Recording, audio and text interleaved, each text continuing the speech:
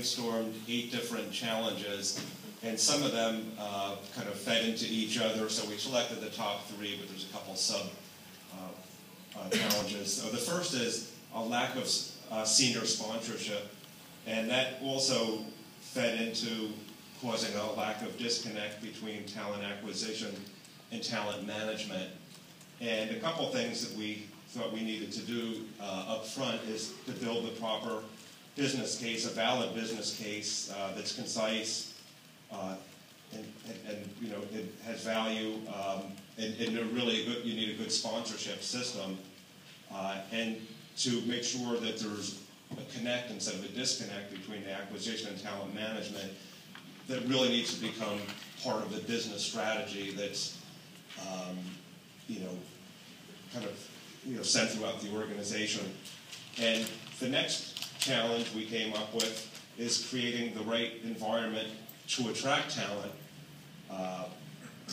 And really the solution with that is part of the challenge as well, but it's really part of the solution is having the proper employment branding to make sure that you're attracting the right talent. So, Zachary was saying at the beginning, recruitment hasn't changed as much in you're recruiting, the best candidate for the position, but really it's also creating the best candidate for the company as well that's going to not only perform the best job, but will hopefully stay in the right environment. But also a big part of what we had as a challenge was making sure that we had the right diversity in the organization as well.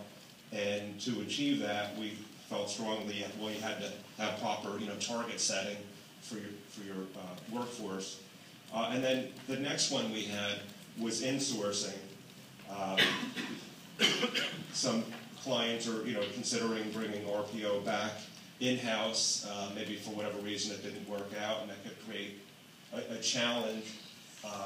And you don't want to have a situation where you're competing with the provider as you're bringing services back in-house. So you need to define what's the end-to-end process for both what the internal client is doing that you're bringing back in-house, what's the external provider doing, and maybe they're going to retain some of the positions as well, and maybe as a client there's some skill sets that you're going to recruit for, but you need to kind of separate that out of whether it's skill sets and the end-to-end process of who's doing what. So that's what we came up with. Great, thank you.